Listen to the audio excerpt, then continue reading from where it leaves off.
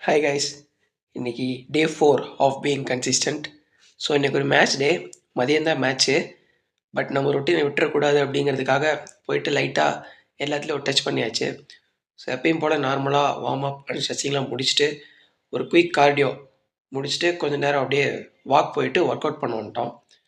So என் மாப்பிள்ளை அப்படியே அடாவட்டி தூக்குதுன்னு சொல்லிட்டு ஏதோ ட்ரை பண்ணால் பட் முடியல. கூடி சீக்கிரம் என் மாப்பிள்ளை பண்ணிடுவான். அப்புறம் அவ்வளோதான். புஷ்அப்பு, டிப்ஸு அண்ட் புல்லப்ஸு இது எல்லாத்தையும் முடிச்சுட்டு வீட்டுக்கு வந்து சாப்பிட்டுட்டு மறுபடியும் மேட்ச்சுக்கு கிளம்பியாச்சு.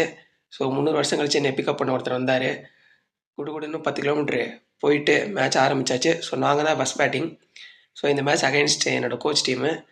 ஸோ நாங்கள் 106 போஸ்ட் பண்ணோம் அண்ட் தோற்றுட்டோம். பட் பரவாயில்ல. பட் இந்த வருஷத்தோட என்னோடய பர்சனல் பெஸ்ட்டு. அவ்வளோதான். டீ குடிக்க வந்தாச்சு. டீ குடிச்சிட்டு வீட்டுக்கு கிளம்பலாங்கும் போது என் மாமாவை பார்த்தேன்.